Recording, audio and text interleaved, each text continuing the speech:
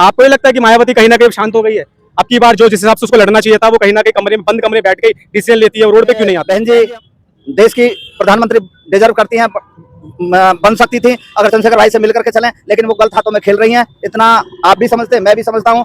नमस्कार दोस्तों, मैं इस समय मौजूद हूँ मेरठ। ये जो मेरठ है ये पुराना नहीं, अत्यधिक बहुत पुराना शहर है। ये एक राजधानी है समझ लो आने वाले समय की, जो चंद्रशेखर रावण के द्वारा यहाँ से बिगुल बजाया गया है। बिजनौर से चल के यात्रा, पद यात्रा जो है वो मेरठ तक पहुंची है और ये यात्रा काफी लंबे समय तक चलने वाली है। क्यों? क्योंकि 2027 में यूपी का इलेक्शन चालू हो चुका है। बिगुल का शुरुआत यहाँ से हो चुकी है। जैसे कि आप मेरे ठीक पीछे देख सकते हैं, यहाँ के अध्यक्ष हैं जो, आइए उनसे पूछते हैं। सर अपना नाम बताएंगे? मेरा नाम राजकुमार भाटी है, मैं जिलाध्यक्ष आजाद समाज पार्टी गौतम बुद्ध नगर। जैसा कि आप देख सकते हैं भारी संख्या में आज चंद्रशेखर आजाद जी की मात्रा में रैली में बहुत दूर दूर तक भीड़ आई है। ये क्या लगता है आपको, आने वाले समय का एक बिगुल है या योगी सरकार की जो सीट है वो कहीं ना कहीं डगमगाने वाली है? ये सत्ता परिवर्तन यात्रा हमारी नए आयाम स्थापित करेगी। ये 2027 में भाई चंद्रशेखर आजाद के नेतृत्व में आजाद समाज पार्टी कांसीराम की सरकार बनाने का काम करेगी। योगी शासन अब मुझे हिलता हुआ नजर आ रहा है। ये जो झूठ फरेब की सरकार है, जो जोर जुल्म जाती मजलूमों पे अत्याचार, शोषितों पे अत्याचार करती है, उस सरकार के जाने का समय लगभग आ गया है। मैं मानता हूं जो हमारे भाई चंद्रशेखर आजाद के द्वारा आजाद समाज पार्टी के 32 संकल्प हैं। कक्षा 1 से 12 तक की शिक्षा फ्री है, सभी लोगों के लिए चिकित्सा व्यवस्था फ्री है और गुणवत्तापूर्ण है। हमारे यहाँ जो है बिजली की जो व्यवस्था है उसको देखते हुए 300 यूनिट फ्री बिजली सभी के लिए है। सुरक्षा व्यवस्था जाति धर्म न देख करके हर व्यक्ति को सुरक्षा सुनिश्चित करने का काम करेंगे। महिलाओं पर हो रहे अत्याचार जो जुल्म जो है वो उसके लिए एक सख्त कानून बना करके सुरक्षा की व्यवस्था की जाएगी। ये हमारे 32 संकल्प हैं इस तरह के। तो मेरा मानना है सभी लोगों की आस्था, जो आज आप भीड़ देख रहे थे लाखों की, सभी लोगों की आस्था भाई चंद्रशेखर आजाद में, आजाद समाज पार्टी में, हर वर्ग का हर समाज का व्यक्ति, बहुजन समाज एक मजबूत और सशक्त समाज बनता हुआ दिखाई दे रहा है। 85% लोग इसमें एक साथ एक बैनर के नीचे आ रहे हैं। तो क्या लगता है आपको अब की बार जो योगी सरकार ने जो वादे किए थे वो पूरे नहीं कर पाई है वो अपने? इसे तो आप भी देख सकते हैं। योगी सरकार ने जो सबका साथ सबका विकास करने की बात करी थी, वसुदेवाय कुटुंबकाय की जो बात करी थी, वो सारी कहाँ पूर्ण होती आ रही है। योगी जी का जो बुलडोजर है वो जाति देख करके चलता है, वो धर्म देख करके चलता है। ये जो कानून व्यवस्था है एक जाति विशेष के लिए नहीं है, एक धर्म विशेष के लिए नहीं है, ये सभी के लिए कॉमन होनी चाहिए, बराबरी में होनी चाहिए। मैं समझता हूँ योगी सरकार ने जो वादे किए थे वो मुझे पूर्ण होते हुए नहीं दिखाई दे रहे हैं। वो तो कह रहे गुंडाराज खत्म हो चुका है, हर गुंडाराज का एनकाउंटर किया जाता है। अभी हाल ही के अंदर खोड़ा के अंदर देखा आपने, यूपी के अंदर वहां पे जिस तरीके से हिंदू का मुसलमान ने जो बलात्कार वो जो उनको जो चाकू से ईद के दिन पूरा का पूरा पेट चीर दिया, उसके अगले 2 दिन के अंदर अंदर उसका एनकाउंटर किया गया। मैं जो अभी खोड़ा के अंदर जो हुआ था वहां जो एनकाउंटर हुआ, अभी बनवारीपुर में एक ब्राह्मण समाज का बेटा 13-14 वर्ष का ठाकुर समाज के लोगों ने मार दिया। तो वहां ये कानून व्यवस्था कहाँ चरमरा गई, वहां एनकाउंटर क्यों नहीं हुआ?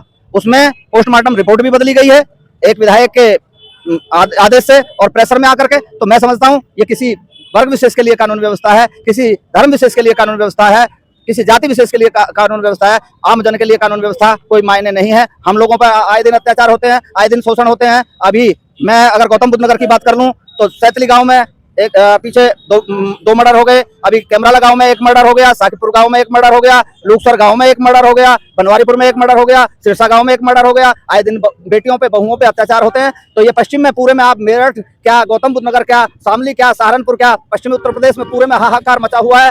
तो आप देख सकते हैं, आप से कोई अछूता नहीं है, आप मीडिया कर्मी हैं, तो आप जैसे लोगों को तो बहुत ज्यादा जानकारी हो रही है। जो मैं बता रहा हूँ ये तथ्यात्मक बातें हैं, इनमें कोई झूठ नहीं है। जहांगीरपुरी के अंदर भी उस दिन 2 कांड हुए थे ईद के दिन, एक हिंदू ने मुस्लिम को मारा, एक ने मुस्लिम हिंदू को मारा। दोनों जगह बुलडोजर चलना चाहिए था, एक जगह चला। तो आपको नहीं लगता है कि यूपी में जो सत्ता परिवर्तन के बाद जो योगी सरकार ने किया वही चीज शीला दीक्षित को भी वो आपके गुप्ता भी करनी चाहिए थी? और वही चीज अगर दोबारा से यूपी के अंदर होती है, चंद्रशेखर रावण भी इस तरीके से करेंगे क्या कि बुलडोजर चला के ही वो सत्ता जो कानून का उल्लंघन करेंगे या कानून के हिसाब से काम नहीं करेंगे? अभी भाई चंद्रशेखर आजाद का आपने शायद वक्तव्य नहीं सुना। ये बुलडोजर व्यवस्था बंद करके फूल बरसाने वाला बुलडोजर हम लाएंगे। मैंने अभी भी कहा है हमारे जो संकल्प हैं 32 संकल्प, उनमें एक संकल्प है कि हम ना जाति देख करके ना धर्म देख करके अपराधी को अपराधी मान करके दंड व्यवस्था बनाएंगे, लॉ एंड ऑर्डर मेंटेन करेंगे। इस तरीके से मायावती ने किया था। हमारी बड़ी नेता है, आदरणीय नेता है, उनके बारे में हम ज्यादा टिप्पणी नहीं करना चाहते, लेकिन इतना जरूर कहूंगा मान्यवर कांसीराम जी के परिनिर्वाण दिवस पर जो बातें उन्होंने कही कि घर से निकलो मैं रेडी तैयार हूँ, मैं जो है आदित्यनाथ योगी जी जो हैं उनकी प्रशंसा करती हूँ, भाजपा की प्रशंसा करती हूँ। तो ये कहाँ इंगित करती हैं, कहाँ इशारा करती हैं? तो कहीं ना कहीं हमारे राष्ट्रीय अध्यक्ष भाई चंद्रशेखर आजाद को कमजोर करने के लिए, आजाद समाज पार्टी को कमजोर करने के लिए बातें हैं कि बहुजन का नायक, बहुजन का मसीहा, हमारा आदर्श नेता और एक नए लॉ एंड ऑर्डर को मेंटेन करने वाला, एक नए युग की बात करने वाला, युवाओं की बात करने वाला नेता पीछे हो जाए तो सब लोग टांग खींचने में लगे हुए हैं भाई। लेकिन भाई चंद्रशेखर का ये कारवा बढ़ता रहेगा और बढ़ता हुआ दिख रहा है। युवा साथ हैं, बुजुर्ग साथ हैं। इसके लिए हम पिछड़ा, दलित, शोषित, वंचित, SC ST माइनॉरिटी, ये अल्पसंख्यक लोग सब, मुस्लिम से पूछ लो, मुस्लिम कितने लोग कहते हैं हमारे मसीहा हैं। OBC समाज, मैं गुर्जर समाज से आता हूँ और भाटी मेरा गोत्र है, तो गुर्जर समाज में गौतम बुद्ध नगर में पूछ लो, मेरठ में पूछ लो, हस्तिनापुर में पूछ लो, आप पूरे भारतवर्ष में कहीं भी OBC समाज, कश्यप हो, मौर्य हो, सैनी हो,